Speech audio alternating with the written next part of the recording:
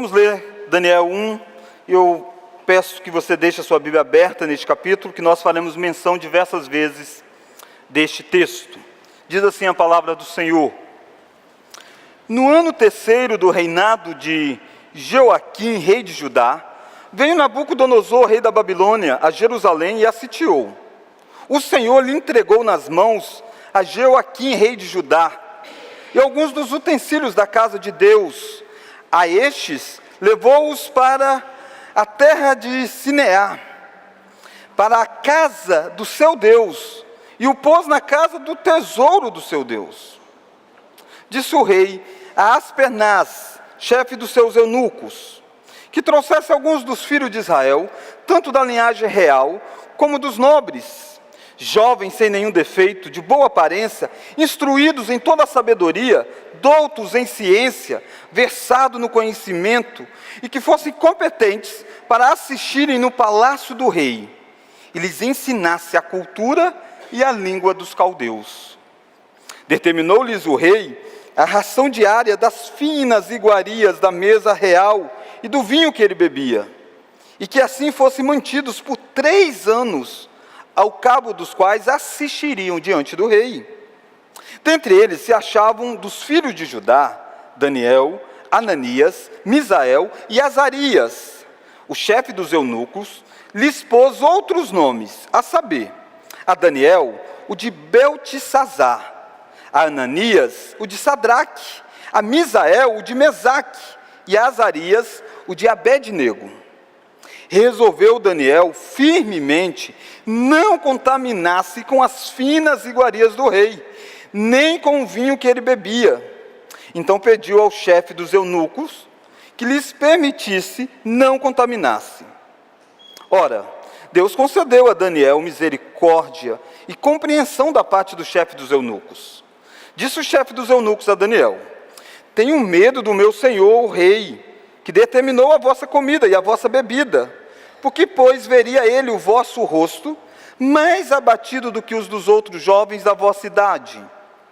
Assim, poreis em perigo a minha cabeça perante o rei.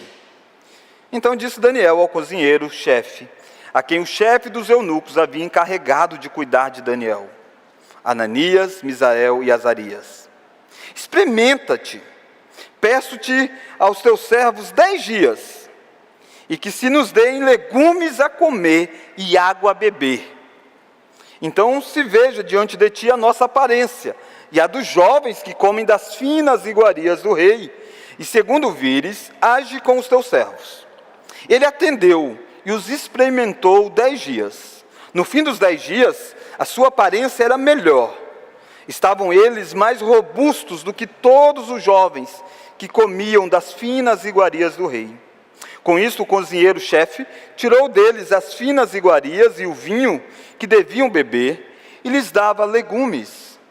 Ora, a estes 4 jovens, Deus deu conhecimento e a inteligência em toda a cultura e sabedoria. Mas a Daniel deu inteligência de todas as visões e sonhos. Vencido o tempo, determinado pelo rei para que os trouxessem, o chefe dos eunucos os trouxe à presença de Nabucodonosor. Então o rei falou com eles, e entre todos não foram achados outros como Daniel, Ananias, Misael e Azarias. Por isso passaram a assistir diante do rei. Em toda a matéria de sabedoria e de inteligência, sobre o que o rei lhes fez perguntas, os achou 10 vezes mais doutos do que todos os magos e encantadores que haviam em todo o seu reino. Vamos ler todos o verso 21? Daniel continuou até ao 1º ano do rei Ciro. Deus, fale aos nossos corações nesta noite, ilumine a nossa mente, nos dê a compreensão, ó Deus, da Tua palavra, e aplique esta palavra ao nosso coração, para que nós possamos sair daqui cientes de que o Senhor falou conosco, nos exortando, nos consolando, nos edificando. No nome de Jesus Cristo que nós oramos. Amém. Irmãos, vivemos em um mundo onde há dor, sofrimento, choro, doenças, desemprego, injustiças, perseguição e até mesmo morte.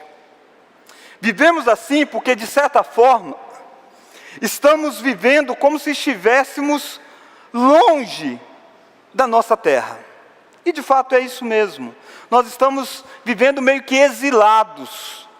Porque desde que Adão e Eva pecaram, você deve se lembrar que Deus expulsou aquele casal do jardim do Éden e colocou anjos que pudessem guardar o caminho à árvore da vida. E aquele casal então foi viver em um lugar árido, em um lugar onde ter filhos geraria dor, em um lugar onde trabalhar seria penoso, em um lugar onde a terra estaria contra ele.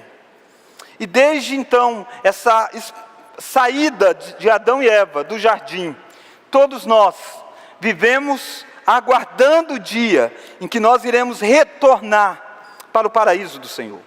Aliás, o próprio Jesus disse em João capítulo 14 que ele iria preparar o lugar. E quando ele preparasse o lugar, ele voltaria para que nós pudéssemos viver com ele para sempre. E a grande pergunta é, enquanto nós estamos meio que exilados do nosso habitat natural, é possível ser fiel a Deus, vivendo em um lugar tão hostil, em um lugar tão difícil, em um lugar de tanto sofrimento? Esta pergunta, se é possível ser fiel a Deus, quando nós estamos vivendo meio que longe daquilo que Deus havia proposto inicialmente para os nossos pais, é também a pergunta que ronda o livro de Daniel.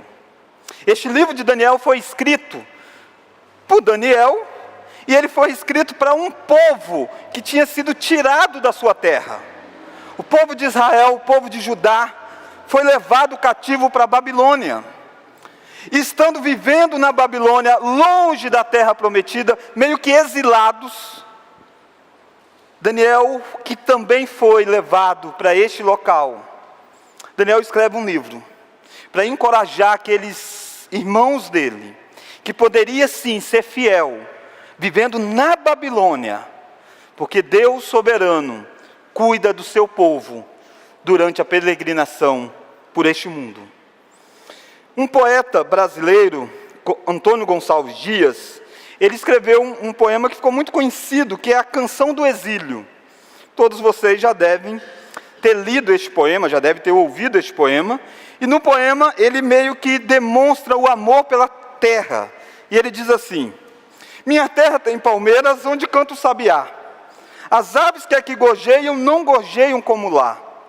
Nossos céus têm mais estrelas. Nossas várzeas têm mais flores. Nossos bosques têm mais vida. Nossa vida tem mais amores.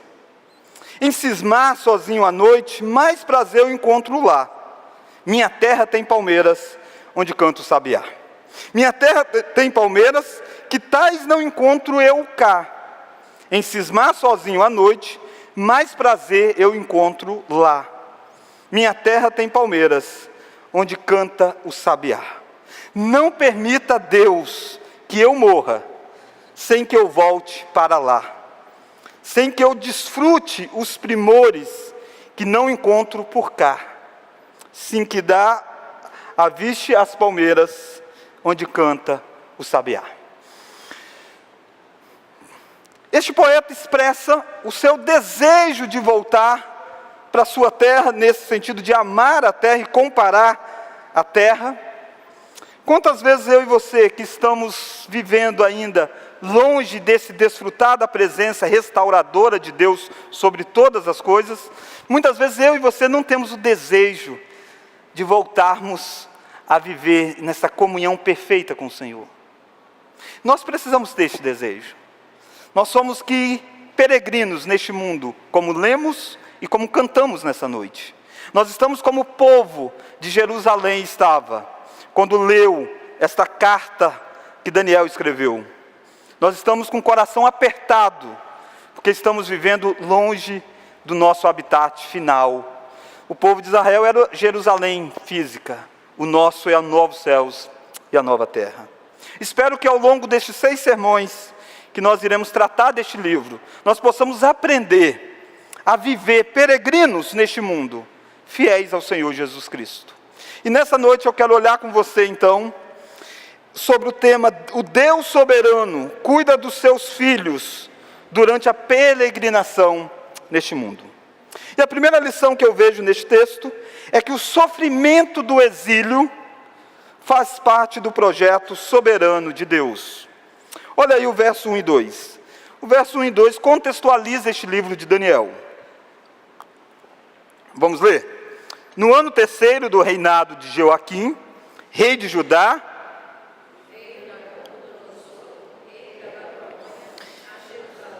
e a sitiou. Senta aí.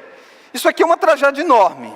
Se você tem tempo de igreja, você deve saber que Jerusalém era a terra prometida, é a capital de Canaã, é a terra onde está o templo do Senhor, neste contexto do Antigo Testamento. Então o povo tinha amor por Jerusalém, como nós lemos no Salmo 137 hoje. E de repente um rei sitia aquela cidade, cerca aquela cidade. E de repente aquele rei começa a invadir aquela cidade, começa a destruir aquela cidade.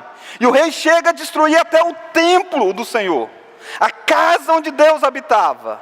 E o verso de número 2 diz que ele pega desta casa os utensílios que eram consagrados a Deus, que eram usados para a glória de Deus, e leva para a sua terra, para a Babilônia. E ele pega o rei de Israel, aquele que deveria proteger o povo, aquele que deveria suprir o povo, é levado cativo. Parece que não tem mais jeito. Um estudioso, ao analisar essa questão, ele diz assim: como que as pessoas veriam este fato? Um historiador moderno, ao ler este fato de um rei invadindo Jerusalém e levando cativo o seu rei e levando cativo as pessoas de Jerusalém, então um historiador moderno faria a seguinte descrição: Judá caiu porque foi dominada pela nação mais poderosa do planeta. Essa é a descrição de um historiador. Um império invadiu e destruiu. A descrição de um sacerdote, de um líder religioso da Babilônia, seria mais ou menos o seguinte: os deuses poderosos da Babilônia simplesmente dominaram o Deus de Israel, porque levaram os utensílios que eram servidos ao Deus de Israel para os deuses da Babilônia. Mas o escritor bíblico olha para isso, não como a dominação de uma potência estrangeira, não como a dominação dos falsos deuses sobre Israel, mas olha o verso de número 2. Vamos ler? O Senhor lhe entregou nas mãos, rei de Judá, e alguns dos utensílios da casa de Deus. Quem é que fez isso? Foi Deus. Deus entregou Jerusalém nas mãos do rei da Babilônia. Deus entregou o rei de Jerusalém nas mãos da Babilônia. Deus entregou a casa do Senhor, os utensílios da casa do Senhor, para que o rei da Babilônia pudesse fazer. Por que isso é importante? Porque neste texto que o povo está vivendo lá na Babilônia, eles devem se lembrar que nada foge do controle de Deus. Não foi o Nabucodonosor que apenas quis fazer isso, foi a vara disciplinadora de Deus para Israel. Durante muitos anos, os profetas anunciaram, disseram: volta Israel ao primeiro amor, volta Judá ao Senhor. E o povo com o coração duro se rebelou contra Deus. E Deus disse: então não há mais jeito.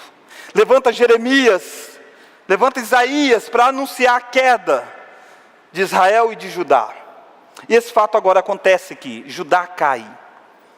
Judá é levado cativo, porque o Deus soberano está tratando da história. Quando eu e você estamos debaixo da dominação dos pecadores sobre as nossas vidas, dos rebeldes com o Senhor, nós devemos lembrar que Deus soberano continua acima desses malfeitores. É Deus quem coloca reis e tira reis. É Deus quem inclina o coração do rei segundo a sua vontade. Por maior império que exista no mundo, ele não faz nada se Deus não autorizar. O sofrimento do exílio faz parte do projeto soberano de Deus. É isso que poderia dar esperança para aquelas pessoas que estão sofrendo. Saber que existe um Deus que está no controle disso. Em vez da soberania de Deus fazer com que o povo se revolte contra Deus, gera esperança. Porque se é Deus quem está no controle, então tudo pode mudar na hora que Deus bem entender. Se fosse o Nabucodonosor, não tinha esperança. Por que um rei amargo, um rei que adorava a si próprio, um rei que era totalmente contra Deus, iria fazer qualquer coisa de bem para o povo de Israel? Por que eu e você devemos esperar que as pessoas más podem fazer algo de bom para nós? É só se nós cremos que existe um Deus soberano, que está no controle, até quando os homens maus fazem atos maus. É isso que está acontecendo aqui. Olha o verso de número 3. Não, verso 2 ainda. Olha o verso 2. O Senhor lhe entregou nas mãos a Joaquim, rei de Judá, e alguns dos utensílios da casa de Deus. A estes levou-os para a terra de Sineá, para a casa do seu Deus, e o pôs na casa do tesouro do seu Deus. Nabucodonosor está dizendo: o meu Deus venceu o Deus de Israel. Coitado. Ele não sabia que Deus tinha feito tudo isso. Mas para onde que ele levou? Olha aí o verso 2 ainda. A estes levou-os, vamos ler, para a terra Sineá. Algumas versões está Sinaí, não é isso? Siná. Então, na minha ainda está Sineá. Mas a forma de escrever tem diferenças mesmo. Eu até consultando, olhei outra Bíblia, também tem essa distinção de palavras. Em algumas é Sineá, em outras Siná. Mas o que essa palavra remete na mente de quem conhecia bem a história bíblica? Eu sei que você conhece bem a história bíblica, então o que isso lembra você? Pelo olhar de vocês, lembra muita coisa, né? Lembra de quando o povo estava andando pós o dilúvio e chegaram em uma região e disseram assim: vamos fazer aqui uma torre em rebeldia contra Deus? Eles iam construir a Torre de Babel. Sabe qual é o nome do local? Sineá, ou Siná. É o mesmo local onde lá no início da história, um grupo se rebelou contra Deus, e Deus veio, julgou, humilhou, e a Torre de Babel caiu como grande confusão. É o lugar em que o rei da Babilônia está levando as coisas de Deus para lá. Para o judeu está dizendo: se está em Siná, Siná não é invencível, porque Deus já fez juízo no passado contra Siná, contra a Babilônia. Babilônia pode se levantar o tempo que for na história, e ela vai cair, porque o Deus soberano governa. E Daniel está dizendo isso para o povo: Deus é quem entregou, e Deus sabe o que faz. Eu e você, quando estamos sofrendo pelas perseguições deste mundo, devemos lembrar que este mundo está debaixo do controle soberano de Deus. Quando você olha para a história e você percebe um declínio moral muito grande. Hoje nós vivemos uma época onde os princípios de valores estão invertidos. E às vezes dá até medo de ser crente, se a gente for olhar humanamente. Tudo está invertido. Mas quando você olha para a Escritura, você lembra que tudo isso faz parte dos sinais dos últimos dias. Tudo isso já tinha sido predito. O mundo tem que ir de mal a pior mesmo, para que no final Cristo volte. Isso faz parte do controle soberano de Deus. Deus está entregando a sociedade a ela mesma.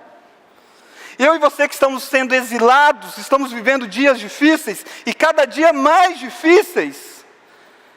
Não devemos esquecer que isso faz parte do projeto de Deus, porque Ele vai voltar e vai destronar qualquer império contrário ao Senhor.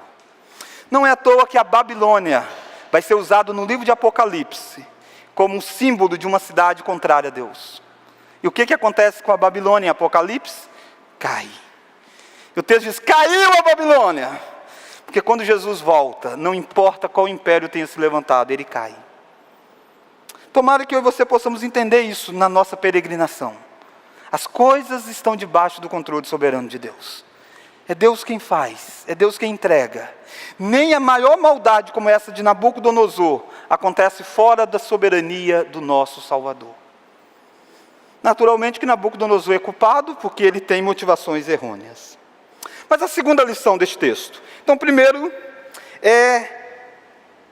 o exílio, o sofrimento do exílio faz parte do projeto soberano de Deus. Segundo, a tentativa de secularizar os filhos de Deus enquanto eles peregrinam fora da sua pátria. O exílio tinha data para começar e data para terminar. Deus disse que vai ser 70 anos, porque Deus é o soberano.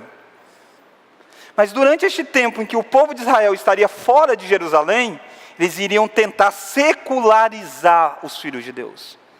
Tem data para Cristo voltar? Eu não sei, você também não sabe, ninguém sabe. Quem disser que data a volta de Jesus é um falso. A Bíblia diz que ninguém sabe. Mas tem data para ele voltar. Mas enquanto eu e você peregrinamos, vai existir a tentativa de secularizar os filhos de Deus durante a sua peregrinação fora da pátria. Como que isso se dá? Olha aí o verso 3. No verso 3, então, Nabucodonosor começa a fazer essa tentativa de colocar princípios seculares no coração dos jovens de Jerusalém que estavam na Babilônia. Verso 3, vamos ler? Disse o rei a Aspenaz: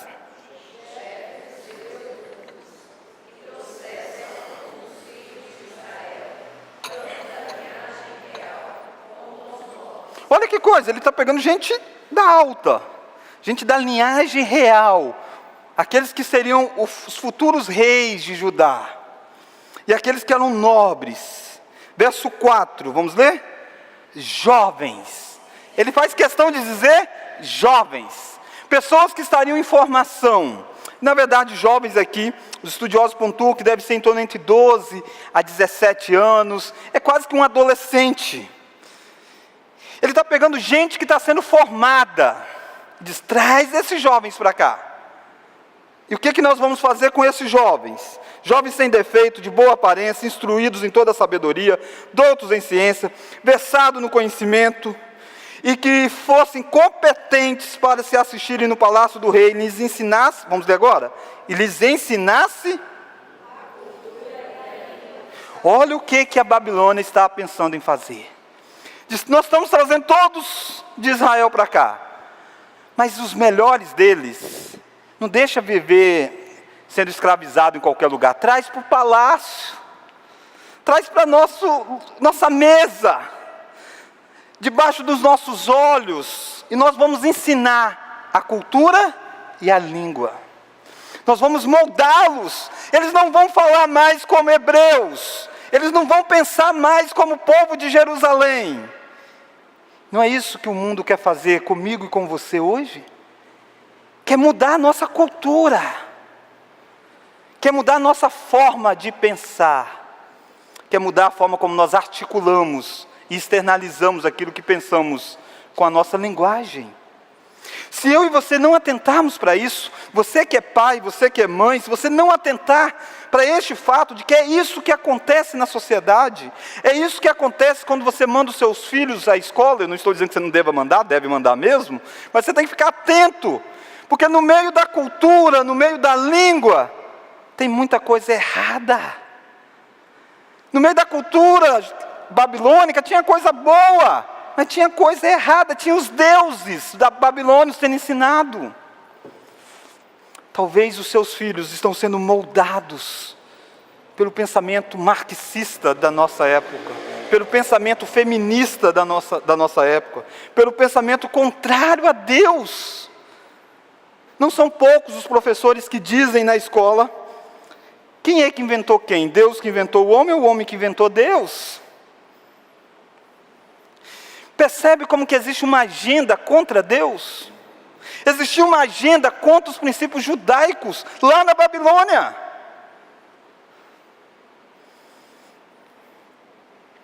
Olha mais, olha o verso 5 para você perceber quão grave é isso. Olha o verso 5. Olha o que o rei faz. Determinou-lhes o rei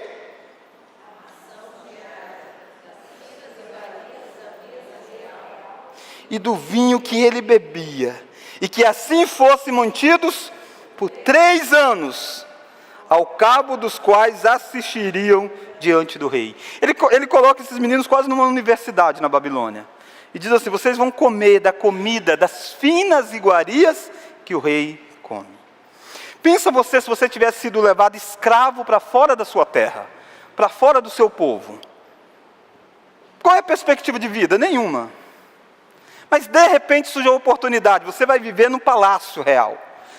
E mais, você vai comer das comidas que o rei come. Não é tentador? Não parece ser que não tem outra opção para eles? Cuidado que o mundo faz isso. O mundo trata você bem e você acha que você está, de certa forma, aproveitando. Quando eles continuavam escravos na Babilônia. Eles não poderiam dizer: eu não quero isso, quero voltar para a minha terra. As finas iguarias do rei, que é oferecido para você, o rei deste mundo, continua sendo para manter você escravo. Continua sendo para manter você debaixo da dominação deles. Como que eles dão um passo a mais? Eles trazem jovens e dizem: tem que aprender cultura e língua dos caldeus. Eles mandam tratar com a questão da comida. Olha o verso de número 6. Verso 7. O chefe dos eunucos, a saber, só um minuto, eles vão mudar o nome destes meninos. O nome é extremamente importante, porque quando hoje nós damos um nome sem prestar muita atenção, mas na cultura judaica o nome tem a ver com quem a pessoa é. Os pais sonhavam, planejavam, desejavam algo e davam aquele nome para os filhos. E eles estão dizendo assim: ei, vamos mudar o nome deles. E olha como começa essa mudança. A Daniel eles vão chamar de quê? Beltesazar. Sabe o que significa Daniel? Meu juiz é Deus. Sabe o que significa Beltesazar? Que Bel proteja a sua vida. Deus é o Deus de Israel, Bel é o Deus da Babilônia. Eles estão dizendo: ei, nada de ficar dizendo que Deus é o juiz deste homem. Vamos dizer que Bel é quem protege a vida dele. Olha como que quer descaracterizar quem a pessoa é.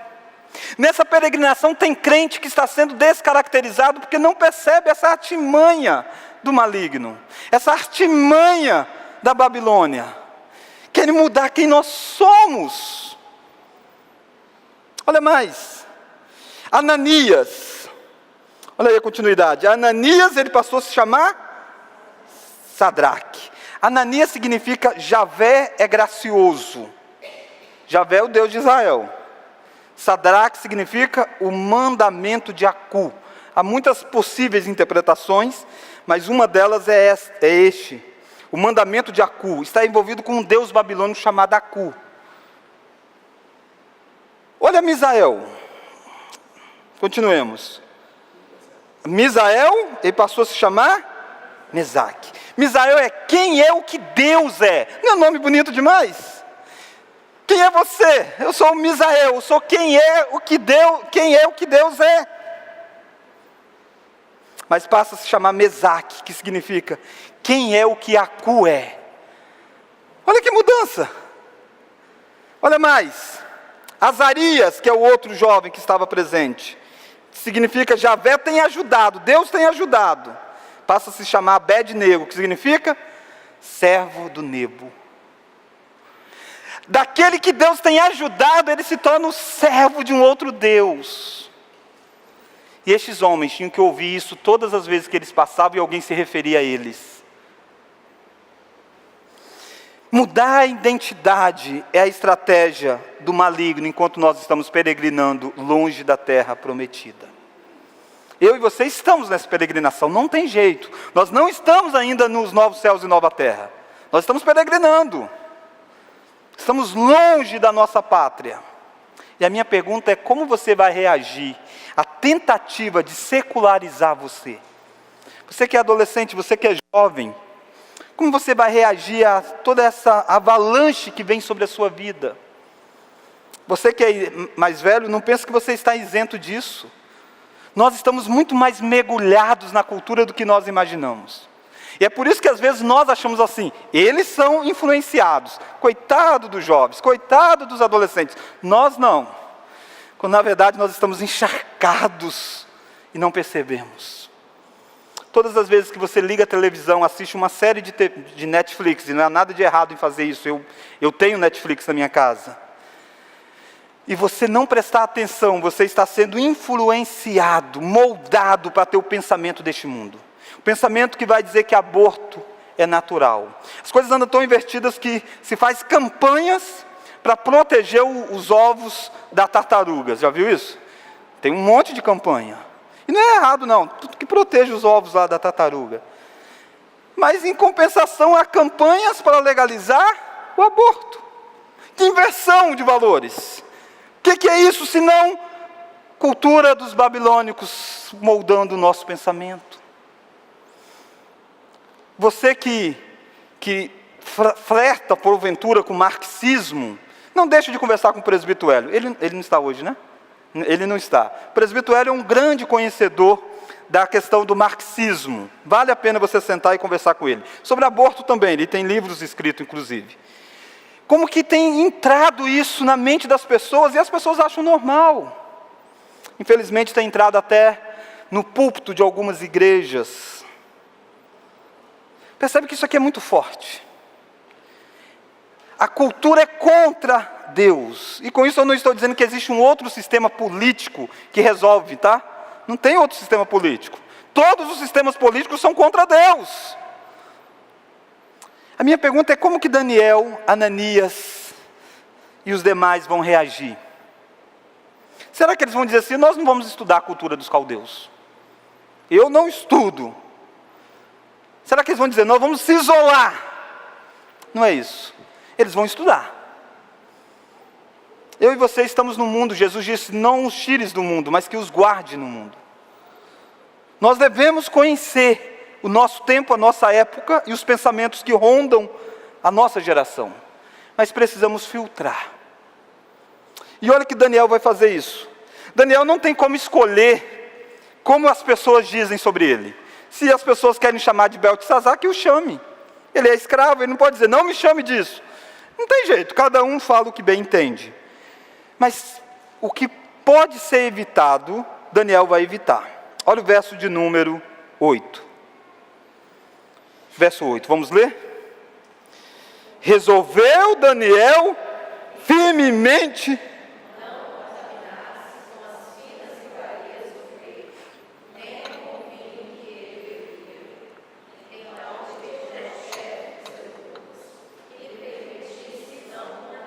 Se a primeira lição é que o sofrimento do exílio faz parte do projeto soberano de Deus, a segunda lição é que a tentativa de secularizar os filhos de Deus, enquanto eles peregrinam fora da sua pátria, a terceira lição é a firme decisão de não contaminar-se com este mundo. Isso passa por você. Você não pode escolher o que vai ser exposto diante de você. Você não pode escolher o que as pessoas vão dizer diante de você. Você não pode escolher as coisas que infelizmente muitas vezes você vai ver, porque está passando em todo local que você anda. Mas você pode escolher se você vai se contaminar ou não. Daniel diz, eu não irei me contaminar com as finas iguarias. Não é coisa ruim não. Era coisa boa, era comida que o rei comia. Daniel diz, eu não vou comer. A minha pergunta é, será que você teria uma decisão dessa? Ou você justificaria e dizendo, não tem jeito, eu sou escravo, eu estou longe da minha terra, eu estou longe dos meus parentes, tiraram o meu sonho, Deus foi injusto comigo, porque eu não fiz nada de errado, e estou aqui na Babilônia, eu vou comer um pouquinho, vou beber um pouquinho desse vinho do rei, eu vou viver na mesa do rei. E poderia ter dizer, Deus conhece o meu coração. Não, Daniel diz, eu vou decidir firmemente não se contaminar. A decisão é sua. Você é jovem, você é adolescente, você é exposto, mas a decisão é sua. Você que é adulto e trabalha em um emprego, em uma empresa, em qualquer lugar que é contra Deus, você pode trabalhar naquele local, mas se contaminar com aquele local, a decisão é sua. Sempre a decisão é sua. A decisão de Daniel foi uma decisão ousada, porque corria o risco até de morte. Pensa você que o chefe diz assim: olha, Daniel, eu não posso meio que ajudar não, porque de repente o rei manda me matar. Até onde você está disposto a correr risco para não contaminar com este mundo? Até que ponto? Por que é que Daniel toma essa decisão? Porque Daniel confia em Deus. E essa decisão de Daniel não é uma decisão legalista de um homem que confia em si próprio e diz: eu sou melhor do que os demais. Não, ele confia no que Deus pode fazer. E ele pega então aqueles funcionários e diz assim: vamos fazer uma coisa? Me dê 10 dias. Me trate só com legume e água. E daqui 10 dias, você me coloca diante dos outros que estão comendo das finas iguarias do rei. E vamos ver a aparência, quem está melhor. Antes que você pense que isso aqui é uma dica para o pastor fazer a dieta do legume, não é isso, tá? Em 10 dias não era legume nenhum que faria diferença. Mas Daniel disse: se eu for fiel ao meu Deus, eu sei que Deus será fiel. Daniel não poderia comer das finas iguarias do rei, porque provavelmente tinha algumas coisas lá que quebravam os princípios de Levítico contra a comida. Daniel diz: eu vou ser fiel a Deus, e Deus há de cuidar de mim. Olha lá o verso de número 12. Experimenta, peço-te aos teus servos 10 dias, e que se não nos deem legumes a comer, e que se nos deem legumes a comer e água a beber, então se veja diante de ti a nossa aparência e dos jovens que comem das finas iguarias do rei. Verso de número 14, ele atendeu e experimentou 10 dias. Vamos ler o verso 15. No fim dos 10 dias, era melhor. Ele confiou nisso, ele creu nisso. E aqui você tem o extraordinário de Deus. Deus faz quando você é fiel a Ele. Ele cuida, Ele supre. Ele toma conta da sua vida. Seja fiel a Ele. Primeira lição é que o exílio faz parte do projeto soberano de Deus. A segunda lição que nós percebemos nessa noite é a tentativa de secularizar os filhos de Deus enquanto eles peregrinam fora da pátria. Terceira lição, a firme decisão de não contaminar-se com este mundo. A quarta e última lição, a graça de Deus em cuidar dos seus filhos. Daniel encontra a graça de Deus.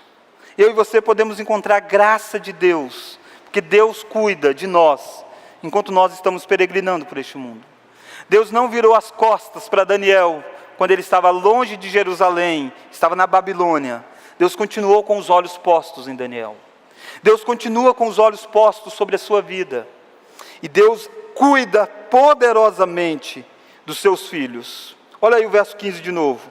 No fim dos 10 dias, a sua aparência era melhor. Vamos ler? Estavam eles mais robustos. Olha que coisa, eles ficaram mais fortes do que aqueles que comiam das melhores comidas. Por quê? Porque Deus agiu. Não foi o poder da comida em si, foi o poder de Deus agindo. Olha mais. Olha o verso de número 16. Com isso o cozinheiro-chefe tirou deles as finas iguarias e o vinho que deviam beber, e lhes davam legumes. Vamos ler o verso 17. Ora, Deus deu. Quem é que deu? Deus. Lembra vocês que inicialmente o rei da Babilônia tinha chamado para que eles ficassem 3 anos aprendendo a cultura, a língua. E depois eles iriam ver se eles aprenderam ou não, se eles eram sábios, se eles podiam trabalhar no reino. Daniel disse: eu não vou comer da comida. Pediu 10 dias de teste. 10 dias é dado. Ele passa no teste, está bem. Continua lá estudando os outros 3 anos. No final dos 3 anos, Deus deu a Daniel conhecimento. Olha lá o verso 17. Deu conhecimento, inteligência em toda a cultura e sabedoria, mas a Daniel e sonhos. E aí então tem a prova oral. Vencido o tempo, o rei chama aqueles jovens para fazer perguntas para eles. Olha o verso de número 19. Então o rei falou com eles, e entre todos, vamos ler?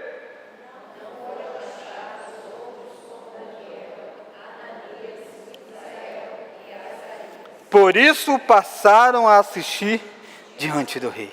Percebe? Não tinha ninguém mais sábio do que esses 4. 10 vezes a ideia de totalidade. Ele diz, completude, pega os demais e pega os 4.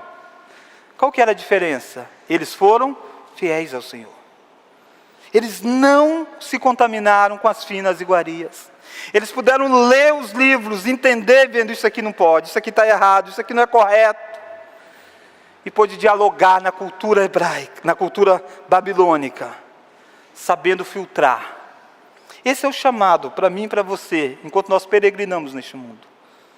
Deus concede graça a nós. Deus abençoa a nossa vida. E Deus nos faz mais sábios do que qualquer outros deste mundo. Não na sabedoria humana, mas na sabedoria espiritual do Senhor. Olha o verso de número 10. Não, verso 9. O que me chama a atenção nessa história toda é que Deus cuidou de Daniel não apenas depois que Daniel foi fiel a Ele. Não apenas depois que passou todo o teste. Não quando apenas Deus deu conhecimento. Mas olha o verso 9. Ora.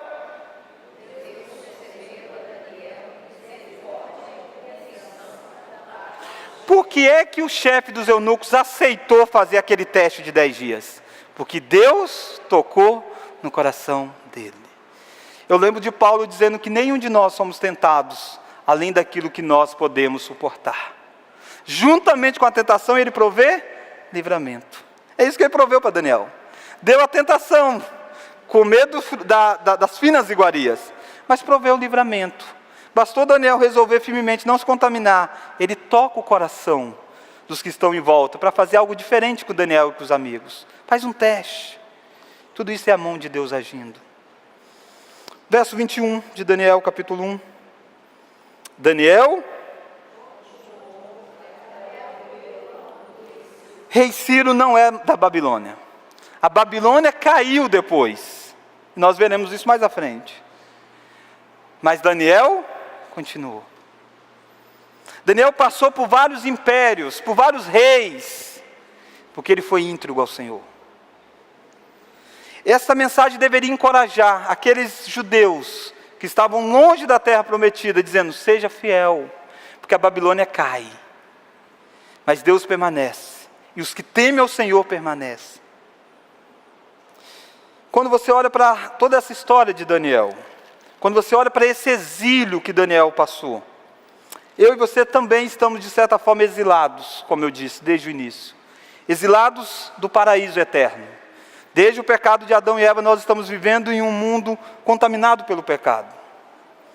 O mundo vai tentar que você fique secularizado, que você pense com a mente do mundo. E tem muito crente pensando com a mente do mundo. Tem muito crente achando que tais e tais coisas não é pecado, porque já pensa igual o mundo, se tornou igual. Seja fiel, e Deus há de conceder graça para você. Mas existe algo maior do que tudo isso que Daniel fez. Existe Jesus Cristo, que é o nosso Redentor. Eu e você estamos exilados do lugar físico, mas nós não estamos exilados da presença de Deus, porque Jesus Cristo já nos reconciliou com Deus. Jesus Cristo já veio pacificar a nossa relação com Deus. Jesus Cristo já veio abrir as portas para que eu e você possamos já voltar para o paraíso. Apocalipse diz que a árvore da vida vai ser dada àqueles que lavaram o seu sangue na vestidura do Cordeiro. Mas não é interessante que Jesus Cristo também, de certa forma, foi exilado um momento da sua história? Não foi Deus quem entregou o povo de Israel a casa, o templo, para o rei Joaquim? O templo é a presença de Deus, e Jesus Cristo, eu vou destruir o templo, vou reconstruir em 3 dias. Jesus é o templo maior de Deus, e Jesus não foi entregue por Deus, Jesus não saiu da glória em que ele vivia e foi ser, de certa forma, exilado na nossa história, entrou no nosso tempo, vivendo fora da glória eterna e sofrendo as aflições da vida aqui. E Jesus também não se contaminou. Daniel conseguiu ficar algum tempo sem se contaminar com algumas coisas, mas Daniel era pecador. Jesus Cristo foi durante 33 anos que ele viveu aqui sem se contaminar com nada. E ele esteve em festas, ele esteve em banquetes, ele conviveu com pessoas e disseram assim, ele se assenta com pecadores. E ele nunca se tornou pecador. Ele conviveu numa cultura pecaminosa para redimir a nossa vida. Se você se impressiona com Daniel, você tem que se impressionar maior com Jesus Cristo. Esse sim foi entregue nas mãos de reis que eram contrários a Deus. E esse Jesus foi entregue, chegou certa feita diante de Pôncio Pilatos, e Pilatos disse assim, meio que debochando, você não sabe que eu tenho direito, poder de libertar você? E Jesus sabia que tudo aquilo tinha sido entregue por Deus. E Jesus disse assim, nenhum poder teria sido alto não fosse dado. Que eu e você possamos entender que nós somos filhos de Deus, que estamos peregrinando longe da pátria, mas não longe do nosso Redentor. Porque o nosso Redentor se exilou, viveu em sofrimento, morreu, ressuscitou e retornou aos céus. E abriu a porta para que nós também possamos voltar.